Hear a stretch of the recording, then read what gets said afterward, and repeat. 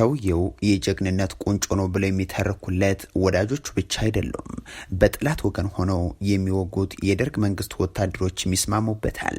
በመንግስቱ ኃይለማርያም ተሽመው በፊት በራያ ግንባር በኋላም በነቀምት ግንባር የመንግስትን ሰራዊት ሲዋጉ የነበሩት ጀነራል ዋሲሁን ንጋቱ የማደንቀው የጠላት ወታደር ሲሉ ይገልጹታል።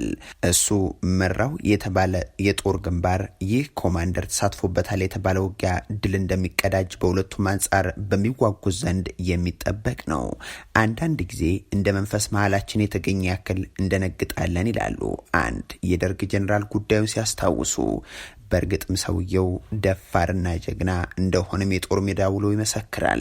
ከ15 ደቂቃ ባነሰ ጊዜ ውስጥ 1300 እስረኞችን የሚያስለቀቅ ኦፐሬሽን የመራ፣ በአስቸጋሪ መልክዓ ምድር በክላሽ ታንክ የማረከ ፈንቅል፣ በላስጨራሽ ውጊያ ጠላትን ይዞ ለምርኮኛ የሚያዝን ሩህሩህ፣ ሳቂታና ተጫዋች እየተባለ በርካታ በጎ ቅጽሎች የሚጠራው ሰው የደጃዝማች አርአያ ገብረ እግዚአብሔር ልጅ ሀየሎም አርአያ ነው። የባላባቱ ልጅ በ19 ዓመቱ ሞትን ለሚጠይቀው ትጥቅ ትግል ሲሄድ የወላጆቹ ሀብትና የደረሰበት የትምህርት ደረጃ አላጓጓም። ከህፃንነቱ ጀምሮ የኢላማ ተኩስና ወታደራዊ እንቅስቃሴ የሚያረካው ሀየሎም የህወሓት ጦር መሪ በሄደበትና በዋለበት ሁሉ ስሙ የሚገን የሚወለዱ ህፃናት በስሙ የሚጠሩለት ጀግንነቱ የሚያስፈራና የሚያኮራ የዋህነቱና አዛኝነቱ የሚያስቀና ቀልና ጨዋታው የሚናፈቅ ሆነ። በተለይም በህወሓት የመጨረሻዎቹ የትጥቅ ትግል ዘመናት ሀየሎም የሚለው ስም ህወሓት ከሚለው ድርጅት ባልተናነሰ ሁኔታ ናኘ ይላሉ የእርሱን ድርሳን የተረኩ መጽሐፍት። ሀየሎም አርአያ ደርግ ከወደቀና ህወሓት መራሹ ግንባር ስልጣን ከያዘ በኋላ የዘመቻ መምሪያ ኃላፊ ሆኖ በአገር መከላከያ ሚኒስቴር ውስጥ ሲሰራ ነበር። በዚህ ዘመን ዋነኛውን የሰላምና ማረጋጋት ዘመቻ የመራው ሰው ቢተኩሱባችሁ ማትተኩሱ በሚለው ንግግሩና ወደ ህዝብ የተኮሰ ውድቀቱን አፋጠነ በሚለው ቃሉ ይታወቃል። ኢትዮጵያ የአፍሪካ ግዙፍ ሰራዊቷን ከነጠመንጃው በትና እንደ አዲስ ስትዋቀር የሰላምና መረጋጋት ሁኔታው እንዴት ሊቀላጠፍ ቻለ የሚል ጥያቄ ያላቸው ሰዎች ምላሹን ከዚህ ኮማንደር ታሪክ ላይ እንደሚያገኙት ይናገራሉ። ፈንቅል ሀየሎም አርአያ ገብረ እግዚአብሔር ለኢዲዮ አረር እጁን አልሰጥም ነበር። ለደርግ ጄትና መድፍ አልተንበረከከም ነበር። በጀብሃ የሽምቅ ክንዱን አልተንተራሰም ነበር። ታንክ ቢንቆራጠጥ፣ ወታደር ቢርመሰመስ፣ ዙ 23 ቢቀዝፍ እሱ አላጎነበሰም ነበር። ግን ለጀማል ያሲን ሽጉጥ እጅ ሰጠ።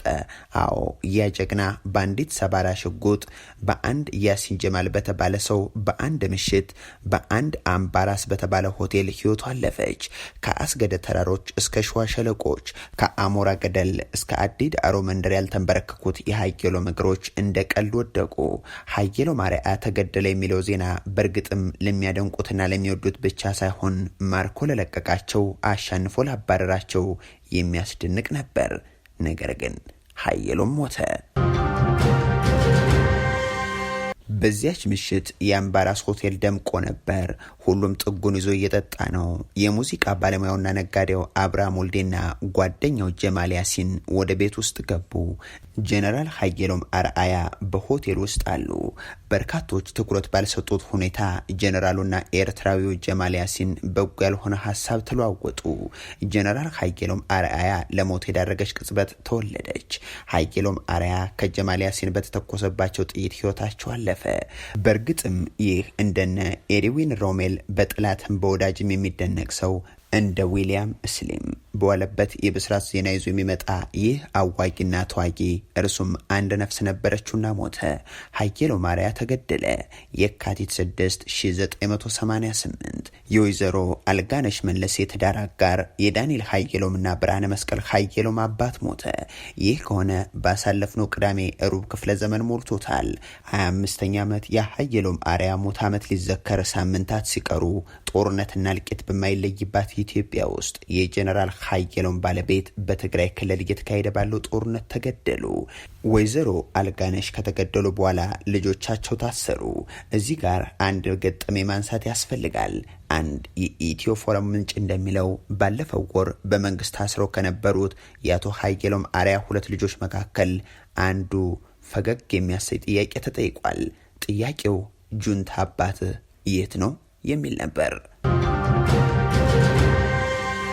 የጀነራል ሀየሎም 25ኛ የሞት ዓመት እየተከበረ ባለበት በዚህ ወቅት እርስ ወጣትነቱን የገበረላት ኢትዮጵያ አሁንም ጦርነት ውስጥ ነች።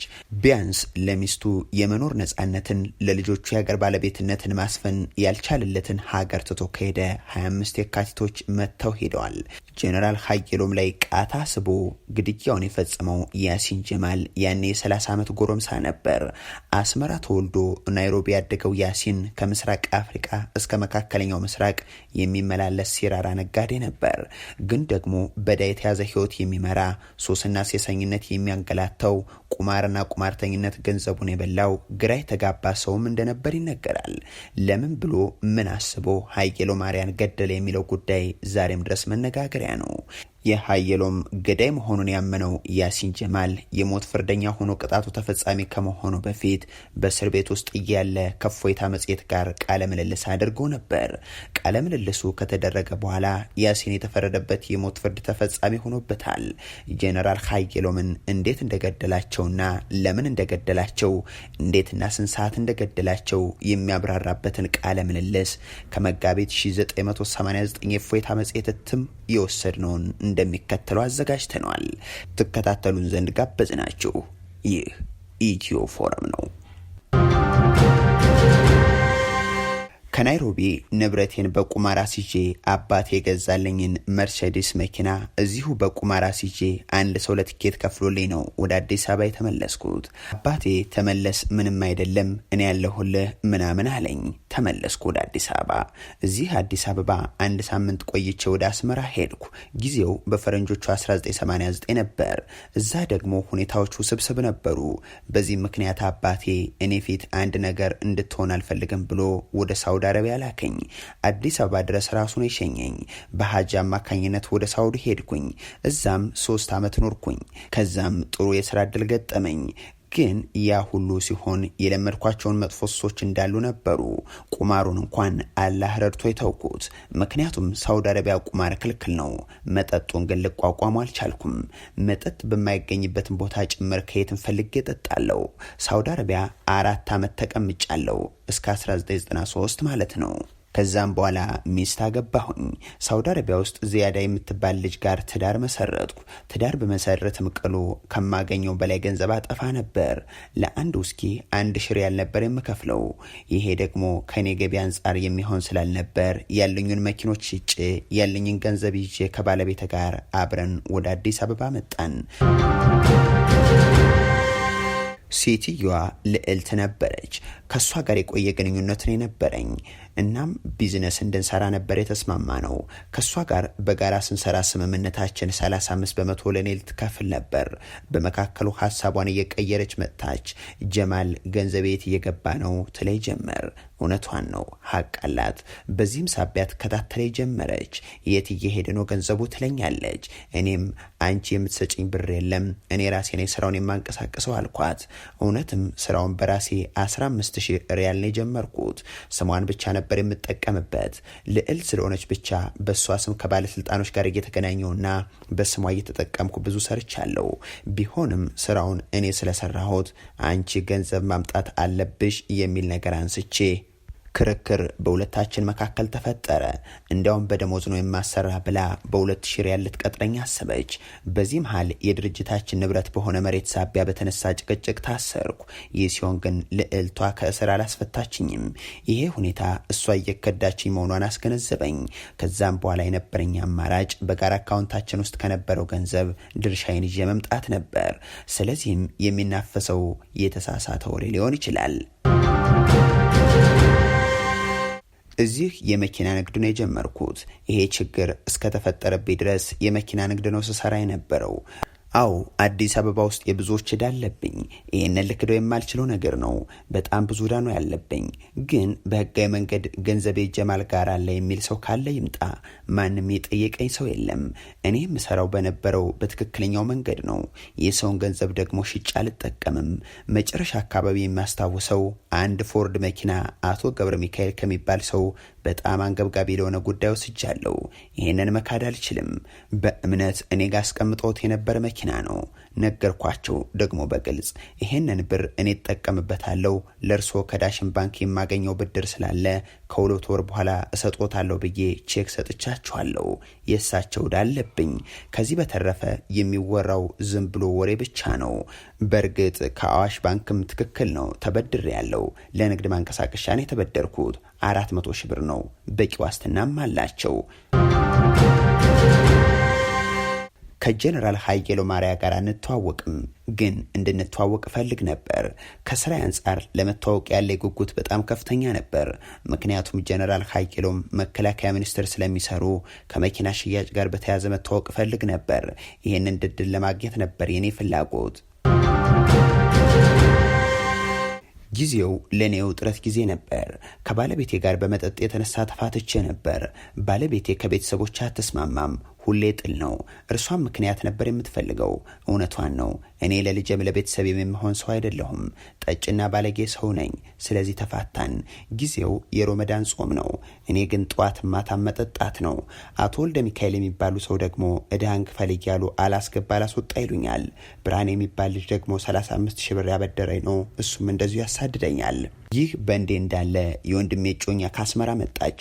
እሷን ለመቀበል እንኳን ደህና መጣሽ ለማለት ግብዣ አዘጋጀው። ትልቅ ግብዣ ነበር። የግብዣው ቀን አንድ ተጋባዥ ለማድረስ ማምሻውን ወጣሁ። ከዛም 35 ሺህ ብር ያበደረኝን ብርሃኔን አገኘሁት። ከሱ ጋር ወደ አምባራስ ሄድን። ከምሽቱ 5 ሰዓት ከ30 ይሆናል። እየጠጣን ነበር። ይህን ጊዜ አብርሃም ወልዴ ግዞ ትዝ አለኝ። 38 ሺህ ብር ያልከፈለ ገንዘብ ስላለ ከመኪናዬ ውስጥ ደወልኩለት። እፈልጋለሁ አልኩት። በመኪናው መጣ። ከዛም ብርሃኔን ሸኘነውና ወደ አምባራስ ሆቴል ስንመለስ መንገድ ላይ 3 ሴቶችን አገኘን። ስካር አለ፣ መጠጥ አለ እና መኪናውን አቆምኩትና እንጫናቸው አልኩት አብርሃምን። በዚህ ተስማምተን ጭነናቸው 3ቱንም ሴቶች ይዘን አምባራስ ገባን። ስንገባ ሴቶቹ ለካዛ የቀጠሩት ሰው ኖሯል፣ ጥለውን ሄዱ። እኔና አብርሃም የነበርንበትን ቦታ ባንኮኑ አጠገብ ቁጭ ስንል እነሱ ወደ ሌላ ወደ ቀጠሯቸው ወንዶች ሄዱ። እኔም ወደ መጠጥ ገባሁ። ከዛም ከቆምኩበት በስተግራ በኩል ጄኔራል ሀየሎምን አየኋቸው። እሳቸው መሆናቸውን እርግጠኛ ሆንኩ። ግን ለማረጋገጥ ብዬ እርሶ አቶ ሀየሎም ኖት አልኳቸው። በትግረኛ ነው ያናገርኳቸው። በኋላ ቅር ያላቸው ይመስለኛል ሳናግራቸው። አንድ ሰውዬ ነበር አጠገባቸው። ሰላም ብዬ ነው አቶ ሀየሎም ኖት ያልኳቸው። በኋላ ቅር ሲላቸው ወደ ቦታ የተመለስኩኝ። እንደገና ተመልሼ እንተዋወቃለን እኮ አልኳቸው።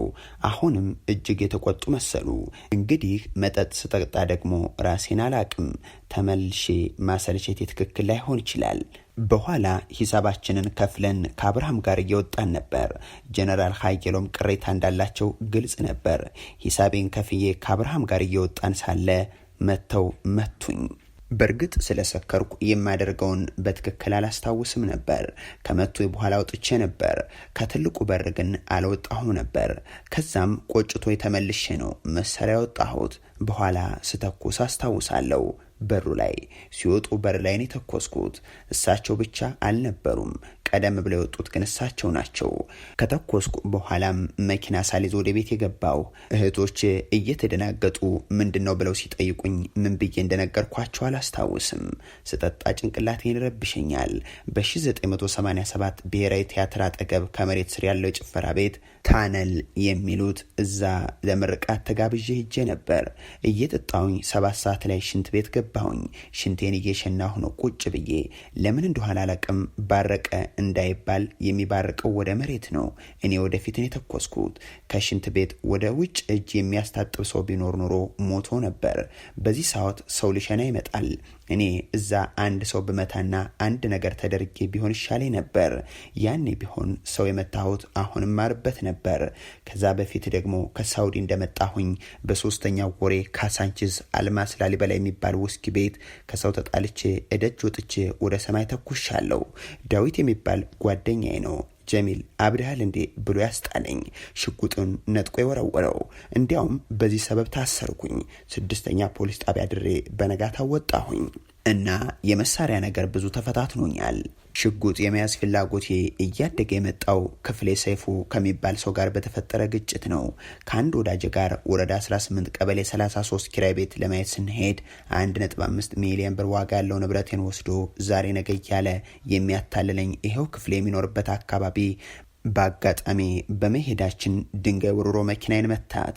2 ፖሊሶችን ከመንገድ ይዤ ተመለስኩ። ሰውየው ቤት ጋር ሲደርስ በድጋሚ ድንጋይ ተወረወረ። ፖሊሶቹ ጠመንጃቸውን አቀባብለው ሲወርዱ 9 ጥይት ወደኛ ተተኮሰ። አንዱ ፖሊስ አፍንጫው ላይ በጥይት ተመታ። እኔ መሬት ላይ ተኛሁና እንደምንም የፖሊሱን ሕይወት ለማትረፍ ወደ ፖሊስ ሆስፒታል ወሰድኩት። እንዲህ ያለ ነገር ስለሚያጋጥመኝ መሳሪያ ታጥቄ ነው የሚሄደው።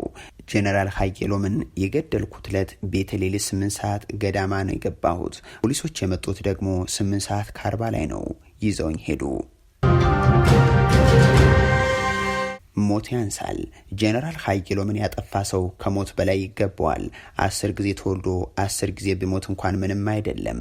ይግባኝ የምጠይቀው ጄኔራል ሀየሎምን በተንኮል አልገደልኳቸውም የሚለውን ለማሳመን እንጂ ፍርዱ ይለወጣል ብዬ አይደለም። ዳኛው ሞት የምትሏን ቃል ሲናገሩ የተሰማኝን ማወቅ አልችልም። እኔ አላህን እለምን የነበረው ማንኛውንም ነገር እንድቋቋም ኢማኑንና ጽናቱን ስጠኝ እያልኩ ነበር። አበቃን። ቸር ያሰማን።